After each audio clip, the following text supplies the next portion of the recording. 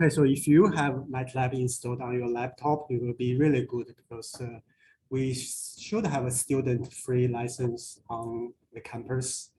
It will be really convenient for you. And if you don't really need it, you have that in the computer lab over there. But if you have overall control, you can do R and MATLAB, R and Python, and calling each other. We cannot do it in the computer lab. There are some restrictions because we use MATLAB through the network connections for the virtual lab in a library server. I have a question because my actual laptop isn't that great. It's pretty old. It's so Mm-hmm. you need a lot of processing. I don't think so because the basic manipulation of the small example data shouldn't be too much, and also it's so efficient. So even though you have a relatively large scale data, it still should be able to manage it to do it. Mm-hmm. So don't upgrade your computer yet until you really have some issues later.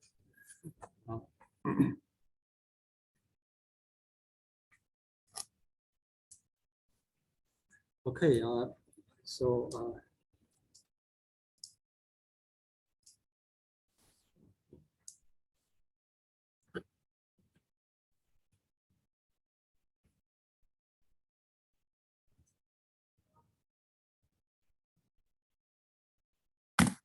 okay, it's moving.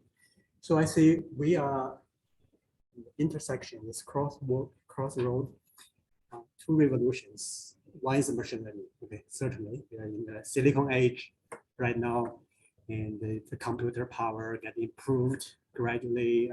We will be able to let the machine to learn to process data, large scale data. Yeah. Another revolution I mentioned here is the single cell technology. Okay, it's really happening right now.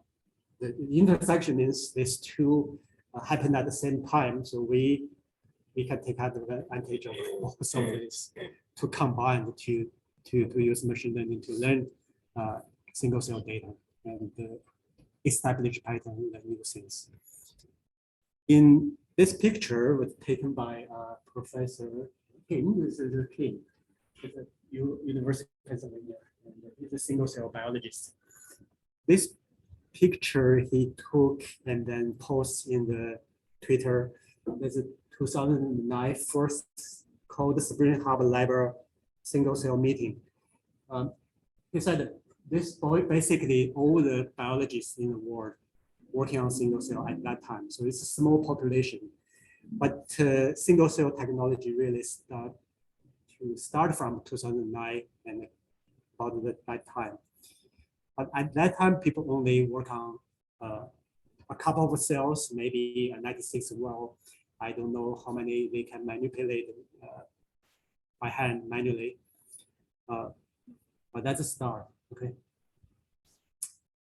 And over the years, we have this, certainly in the middle, we say, okay, use fluorescent with cell sorting, and you can analyze using some markers on the surface of cells to separate cells. Then the droplet-based technology is another category, and this fluorodyne C1 is using this captured channels to capture cells and analyze them. Still, this droplet cell isolation becomes a dominant technique recently because it really can scale things up. So on your y-axis is the number of cells in the log scale. Okay, so 1 cell, 10 cells in 2009, probably only have 1 or 10 cells to play with. Then this chart stopped at 2017. That's where the 10x genomics start to introduce their controller, current controller, and start to be able to separate thousands of cells, tens of thousands of cells, where the publications start to see, okay, the number of cells get larger and larger, this exponential growth.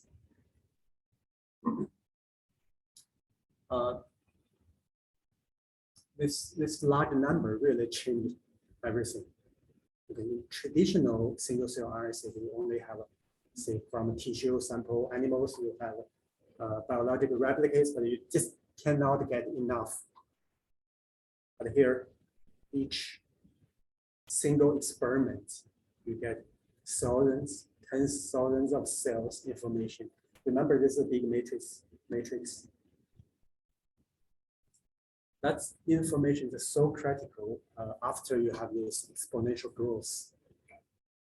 Machine learning tools start to be able to apply. Otherwise, 3 data points, no matter how good your machine learning algorithm is just useless.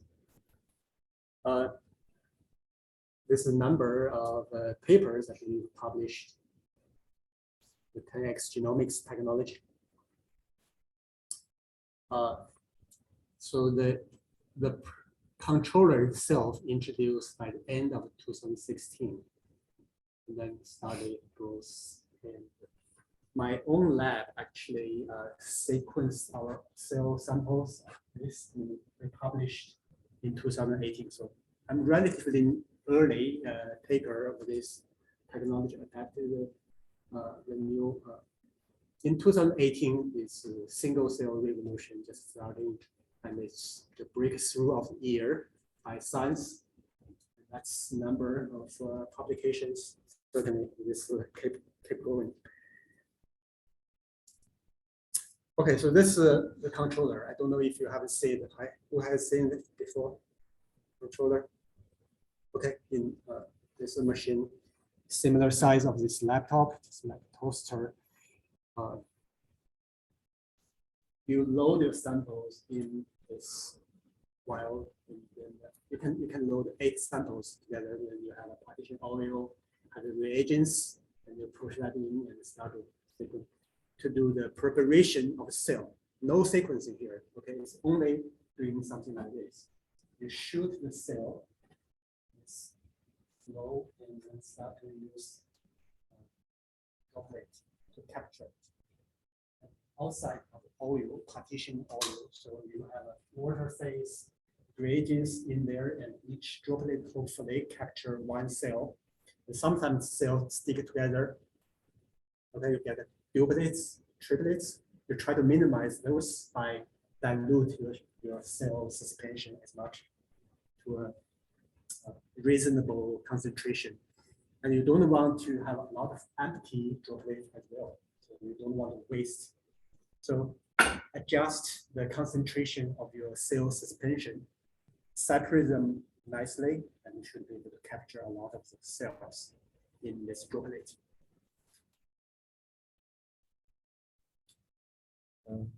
Yeah. So we don't have the spatial information anymore. Spatial information is destructive. No spatial information. There are current technologies to use to keep spatial information, which uses probe to basically needles to push onto your sample and try each this needle point sample a couple of cells. As this as a 5 cells, so the mixture information, so you still use some decomposition algorithm to separate the cells. Some needles capture 5 homogeneous cell types. Some needles maybe it's a mixture information from 3 different cell types. You try to use computer algorithm to dissociate it, decompose. You still keep the spatial information. That's the latest development of 10x genomics. It's still doable, but not widely applied yet. This is really popular. We have a couple of these machines in different locations. Okay, traditional bioassay, you have your sample, you get a vector of data. In this sample 1, you have a list of gene You see all the genes expression level. Okay. Single cell, because you dissociate the tissue and get millions of cells in the suspension, and through these barcoding systems, when you separate individual cells, at the end, you get a matrix. So this matrix, you can each row is a cell, each column is a gene.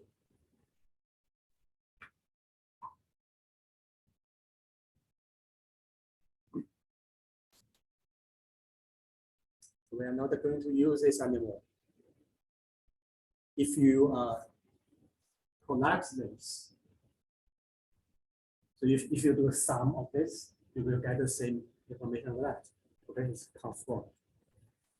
The reason you look at the heterogeneity information within the tissue, different cell types, it's so important because it's a fundamental unit for each functional unit of the life. So critical, not the whole collapse information. It's my in my office. I threw away all the papers about the gene expression level analysis. The paper published before 2017. I trashed them in recycle. I'm not going to read them anymore. Because that's information either not accurate, misleading, sample size not enough. If you, for example, you want to establish the correlation between two genes, if you only have 3 replicates, you have animal 1, 2, 3, and you regression line, this line just cannot trust. If you have gene A and B, see whether they are positively correlated. I mean, anyone use BARC-IC to build the co-expression network? It will be a rubbish paper, right? I won't be able to read it. Now, you see, this looks easy. You use all your droplet to capture cells. And how exactly the captured cells will be digested and release all mRNAs in there. And the poly A tail mRNA will be enriched, captured by these GLBs. At the end, you collected thousands, millions of these droplets will mix all the mRNA from different cells will mix together in the same pool and the sequence using Illumina machine, this next generation sequence.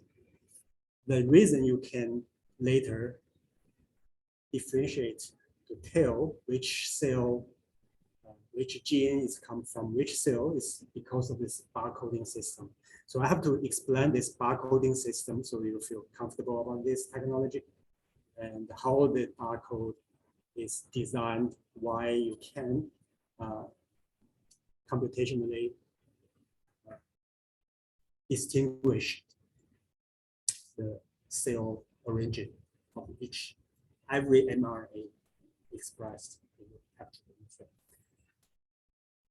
The trick, the know-how is you have your own partition oil, so it's a single droplet, right? And that's your cell. A live cell inside the droplet. In this case, we're lucky, and there's only one cell captured. In the center of this droplet is so-called GLB. Okay, so this relative size of this gel bead in the middle. This gel bead is covered by all the barcode. So I'm going to explain on this expression because not so clear here. On the whiteboard, I have to draw a barcode.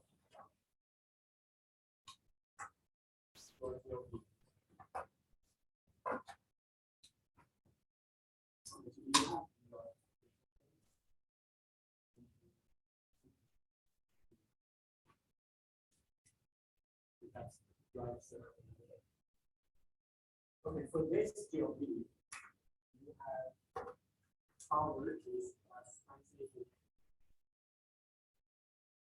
Awesome.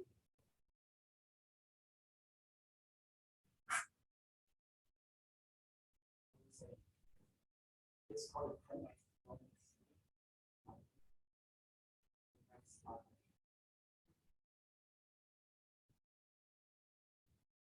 and the sequence number is like a common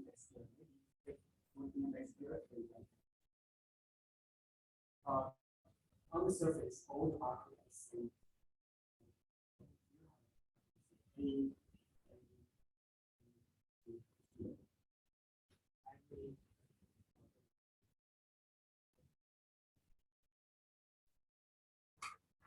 Another key, you have even in a separate domain, you have another particle, this particle is also take one particle from this will be different from this. This particle itself and cell.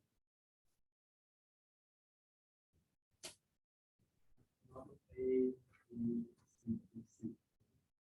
All covered. This is all covered by A, B, C. Right? So if you have a separate cell, every mRNA is global will attach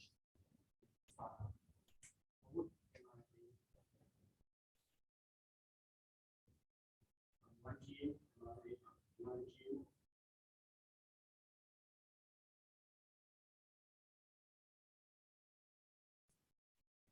Eventually marker by labeled by this particular genomic marker, and all the genes expressed in this droplet will marked by labeled by this, and the sequence of you still be able to get in from this cell.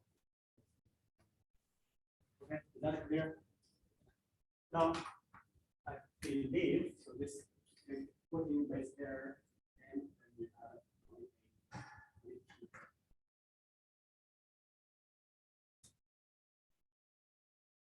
Not so sure. Something like this.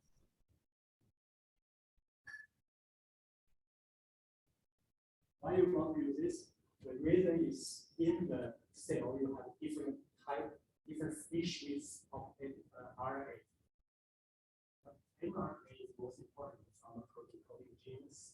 Normally they have poly-A tail.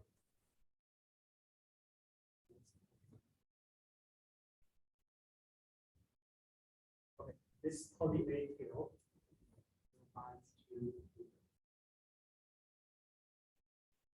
leave you and link mRNA onto your LB. So we use poly-T tail to fish out somehow enriched information. Only capture this poly-A tail mRNAs. So you cover with all this particle also to this concrete out to the cover.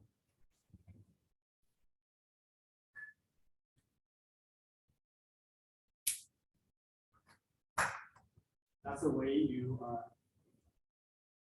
in what happened inside here, and then you run a PCR, amplify this information to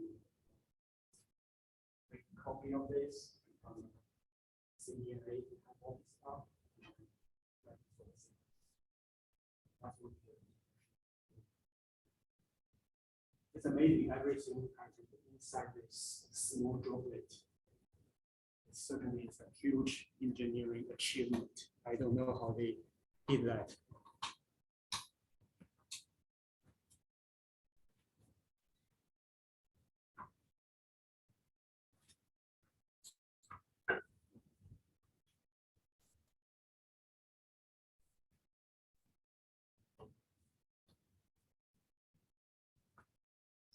So you know UMR? Yes.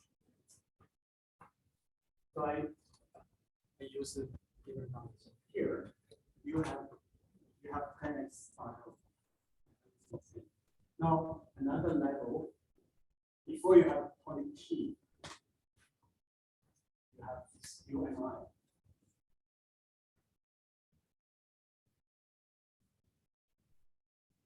Every UMI is unique. So this is unique. This is another unique UMI. It's another small fragment of DNA. In different sequence. The random one are all the same. This are all unique. Okay. Right. So let me see. Let's see.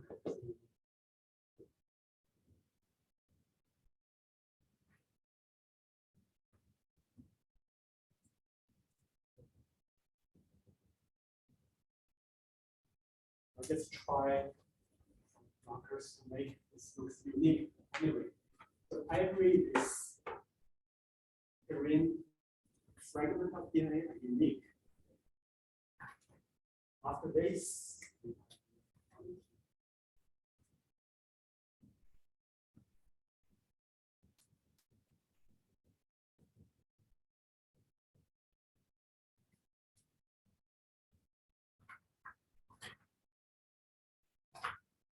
okay, so why do we need this? Well, we already have an extra code. Still, the gene comes from this cell, right? Why we use UMI? UMI stands for unique. What the UMI is? Yeah, molecular index. The reason of this is to try to get better the amplification bias introduced by the PCR. Okay, for example, you have a gene, two copies. So gene one is highly expressed gene. You have two copies in the signal. Gene two, only one copy. Relatively low expression. This gene one is highly expressed gene. You have two copies. There's only one. So if I by chance I fetch gene one, right?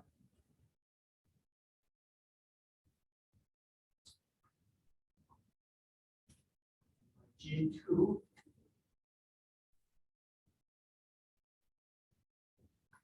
is attached to this.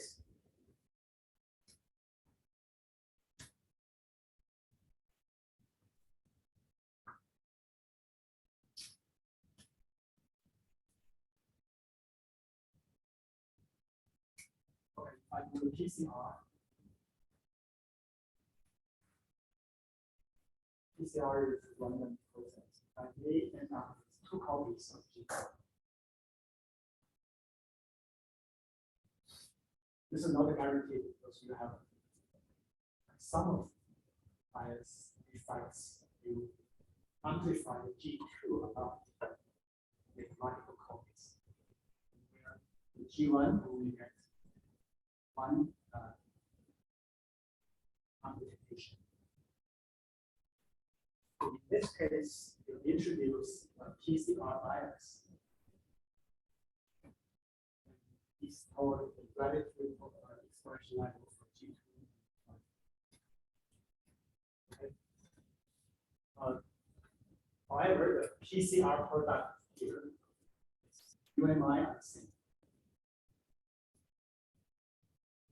This UMI from this, and this UMI from this. And in my sequence file, if I see two UMI for the same gene from the same cell, I will collect this because their UMI are the same. Make complex.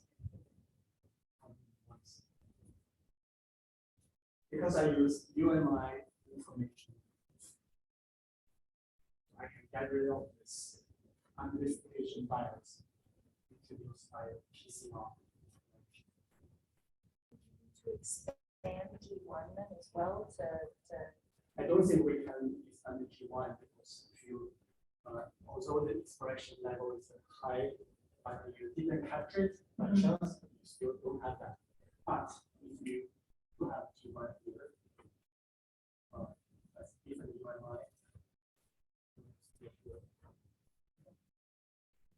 But if you have this amplified twice, you have the same UMI. That is called one. Then you get the bias. Okay, so you and I use to combine the multiple copies of the same product of the PCR and the version, so that each gene, each mRNA molecule only comes once. So what you see is unique. Real molecule. So the expression level is calculated by count. Yeah. By n expression level will be so-called UMI count. How many UMI count? One. In this case, 2 and 1 for G2. The UMI is guaranteed identification of this fact will tell you which cell the gene comes. That is also restricted to the number of the code barcode. And most have something that.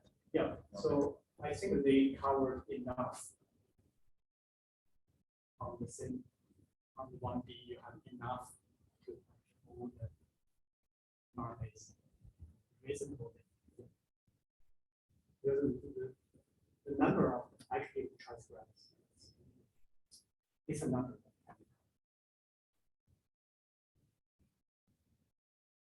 It's not an infinity. So that's why you design long enough. Okay, barcode, long enough UMI, you should.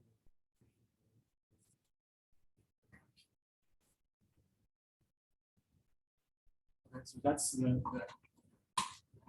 plot you always see and something like this, but that's the one, the principle. I think that's most important information today. If you haven't been able to work out yourself, that's the whole information. We need it really, you know.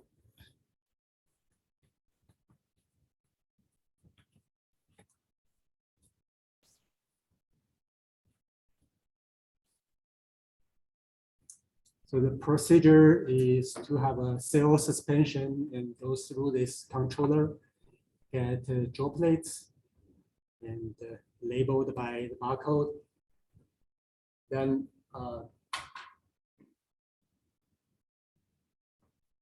the rest of them, like this subpanel F, is bioinformatics procedure. So you have the sequence rates, and these rates include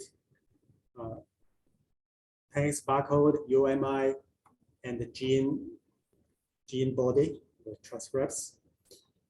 Then you first separate them into cells by cells, then collapse, count the numbers, then look at the sequence of your transcripts, map, search against the reference genome. If it's from human genome or from mouse, you have a human mouse genome to search, and you know where this gene come from, which locus. This is called mapping, align the rates onto the reference genome. So we do need a reference genome to be able to separate different cells, different genes. At the end, you will get this matrix. This is called the gene barcode. So barcode indicates the cell. So this is a gene cell matrix. the number inside the matrix is UMI count. So either you can see I get a UMI matrix, or you get gene cell matrix or gene barcode matrix. Same.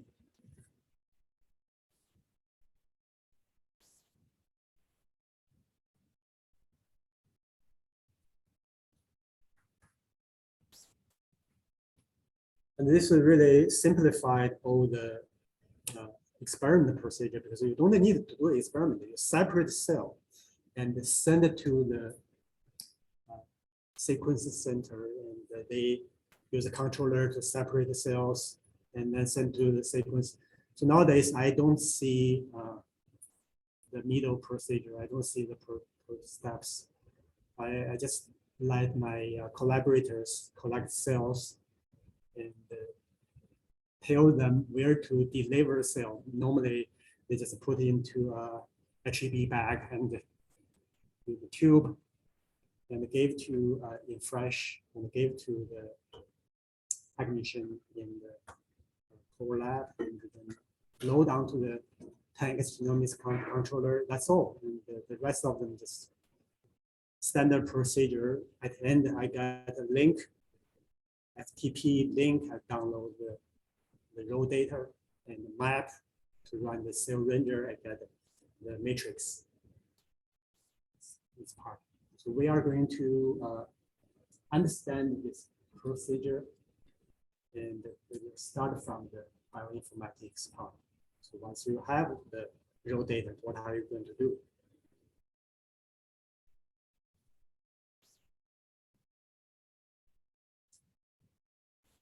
So this matrix, you can, for example, I change. So in here is a heat map, right? This is high expression, low expression in blue. If I do this three-dimensional stem plot, I have this matrix gene cell, and the expression level indicated by how high this each bar. So there's different ways to look at your data. But like this, I immediately see some gene have an overall highly expression level compared to other lowly expressed gene. And each cell has its unique profile. Some gene express high, some low. You have this sparsity of zeros here. You have this heterogeneity in the data. So very informative data set. And this is only 1,000 cells. Normally, we can get 10,000 cells or 8,000 cells per sample. There's only 50 gene expressed gene. Once you have 2,000, 6,000 genes, you can easily get 6,000 genes by 10,000 cells matrix nowadays. This is only a small part of the corner of this huge matrix. That is plot from a company, and they have a cell similarity. So they use this bar plot to explain the concept of using single cell, and they didn't tell what's each bar indicate, but it's kind of some kind of feature. You can think about this as one of the genes expression level. If you have a gene highly expressed, it's maybe a synthesized signal from multiple genes, a gene set. But anyway, this is just illustration. What you can do from here is unstructured raw data, and you can pull cells if they are similar enough. They pull the same group, so you start to create some kind of clusters. And you have this landscape, and each cell is given by this feature and how high this value is. And if you have information about whether this disease-related disease-causing cells and this cells in the healthy states, and you can start to look at the difference. You see the feature is low, it's high here. Well, interestingly, you can maybe use drugs add into cell culture and see whether you get a different landscape. You push a lot of these disease cells into more healthy states. and you see the change if you have both type of samples at the same time.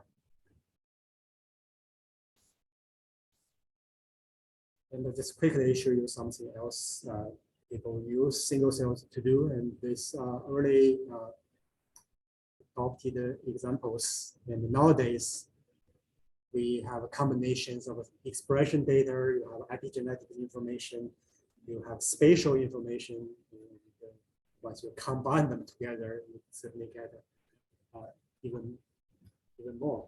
And in this case, we have multiple samples at a different time point of development. So at time 0, time 4, after fertilization of zebrafish embryos, you can collect cells, dissociate them, and at the end you can pull them together because you know exactly the time point you collect cells populations, so you can at the end build up this development time resolved single cell expression landscape. You see the early stage, you have germinal cells, and then at the later development stage, you start to see the muscles, the neuron crest, etc., etc. Certainly, it's very important, very informative. And so this example for the liver tissue, normally, and if you do bulk RNA-seq, you normally think, okay, liver is a homogeneous population of cells, and my bulk RNA-seq should be enough to tell me what's the profile of all the genes expression. But if you use single cell analysis, you see, okay, I can found hepatocyte, certainly is liver, and we also see a lot of immune cells, T cell, B cells, certainly there. You have blood cells in there. So this gives you much richer information. You can start to look at the interaction between the different cell types. See whether in certain disease states you will have this B cell or more T cell, what type of T cell, whether the interaction between them. You mention those analysis later. Challenges, so-called high dimensional and sparse matrix, a lot of zeros. How are you going to impute or normalize, because each cell is sequenced at different depths. If you have a duplets, 2 cells captured in the same duplet, normally you will get higher expression overall. Everything is higher looks. Whether you are going to be able to detect duplets and get rid of them, and how are you going to compare a cell sequence deeper with another cell sequence shallower, and whether they are doing some normalization before you compare. Otherwise, all the gene expression in the deeply sequenced cells is highly expressed higher than the lowly expressed, the gene sequence lower. So it's not a reasonable comparison. Even to visualize the relationship between cells is a challenge. And that's why t-SNE became a dominant method. People developed this method not for single cell, but used to classify high dimension data pictures. But we realized t-SNE is a better approach than PCA. For example, the same data set, you have a better separation of the cell population by t-SNE. So I'm going to later tell you why t-SNE, how t-SNE is coded, and why it can help you to separate cells. This is not a stop yet. And to solve this nonlinearity problem, you have a fate, another type of the new analysis. They claimed you can have a better separation of cell, especially if you have a development stage of the cell, activity stage. As I said, the multi-omic, multimodal. Multimodal means for the same cell, you can get both expression and open chromatin. So single cell RNA-seq plus single cell ATAC-seq on the same cell. Nowadays, it's possible. If you have those information, how are you going to combine, utilize, and leverage those? It's another challenge.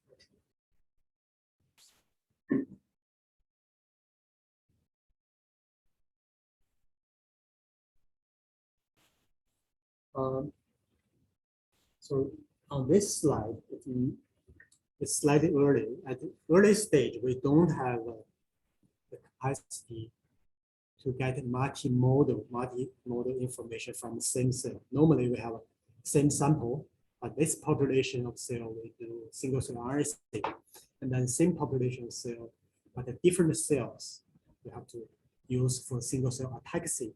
In that case, you don't have a one-to-one match of the same information from the same cell. So you have to do some kind of alignment. So you see, okay, this population of single cell RNA-seq population, single cell attack-seq cells, you have to match them to learn each other to infer something happened, although they are not a sequence sampled from the same cell. So this gave the challenge, those kind of combinations. So in this case, we try to do some prototype of spatial analysis for the samples. You can have a petri dish, you sample cells in the middle, and then you can sample cells from the periphery region, and then you do two separated single cell RNA-seq experiment, combining information. You can start to learn some of this. Also, you can do so-called pseudo space or pseudo time trajectory analysis, try to reorganize cell position computationally, and then hopefully to reconstruct the spatial information or sometimes the temporal information about the development. So once we have that spatial or temporal information, you align cells along a trajectory. And once you have that, you can see, okay, follow the trajectory. Some genes become upregulated, some downregulated. Those genes may be response to the development of the push cells from one stage to another. Those are important because if you control the genes expression, you may be able to reverse some of this process of the push the cell to the stage you really want them to be. Where can we get information of cells? Their single cell data portal, their geo database. We download a lot of geo database. So even you don't have your own data right now, you can do quite a lot of analysis because this is unprecedented information, hasn't been explored enough. For example, if you see, okay, I have never think about the macrophage difference. Your macrophage is everywhere. In your brain, you call it microglia. Okay? In liver, it's called Kupffer cells. In the blood, it's macrophages. Whether those macrophages share the same code expression patterns. So you can do this synthesize of the information, which cannot do before. Okay, so although you collected cells from the different studies, you can start to have your own biological questions utilize this unprecedented information. So some examples of applications for existing machine learning algorithm. A lot of algorithms you can just borrow. You know the framework, and you can have your questions. You borrow the existing machine learning method and apply to this. There are a lot of examples of those. For example, SVM, supervised machine, they are using this to classify the cell. For example, you can use this to classify cells. If you have training data, so this T cell, that's B cell, and you know the classifier, to separate them, then you have new cells come in, group them. Cell types. I believe this is one of the example paper, they use SVM to do this cell type classification. So this is called the non-negative matrix factorization. So you see how new this algorithm is, 1999. And there's a procedure of the applications of the non-negative matrix factorization, and you have to have a whole lecture to explain in different areas. So if you have time to listen to this video, it will be useful. Another example, people in Netflix to try to do this. This is called the. You can use the same algorithm to do imputation, for example. In Netflix, you have users, and you have movies. And this matrix is huge and also sparse. You fill in some like or unlike, and the algorithm try to fill in those empty space, so you can have a better recommendation for your next movie you want to watch for individual users. So the same framework you can borrow and to directly apply to fill in those zeros if you think this gene should express because of the limitation of the single cell. You just cannot sequence it, and this method may be able to help you to fill in the gaps to do the imputation. Another example, also is relatively new, this eigenface. Use this to learn the features of the pictures. Similar idea, we can learn features for individual cells.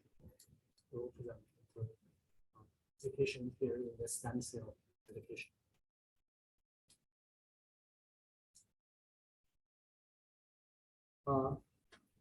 So this is one of the computational pipeline we build in our own lab. For example, this is for compare two samples to construct gene regulatory network from single cell data. And if you have two samples, we can compare and see where the most different part of these two networks.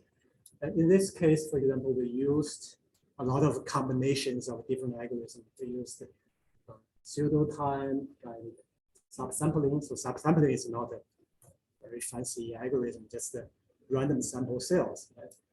And then construct multiple samples. We use so-called principal components regression to regress each gene's expression with all the rest of genes.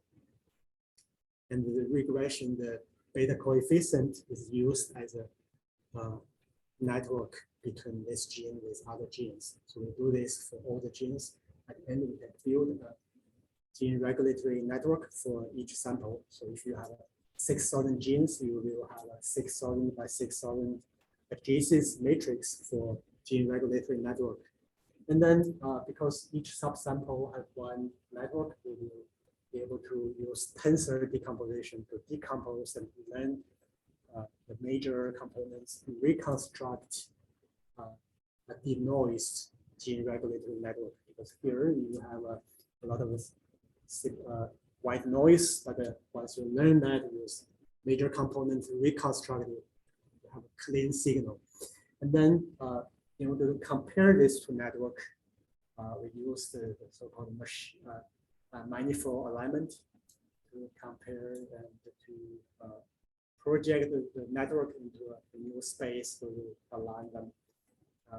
The place where you cannot align very well are the place where these two samples differ from each other. This approach is really sensitive to if you have two samples, there is no much differential expression gene. The only difference is gene, the partner regulation relationship with others. You should be able to detect this difference. If you have a slide, and then this page is a collection of a lot of papers on different categories of the machine learning applied to single cell data. In my own collection, so you see under each category of this, there are many different tools, links to the source code and also the papers.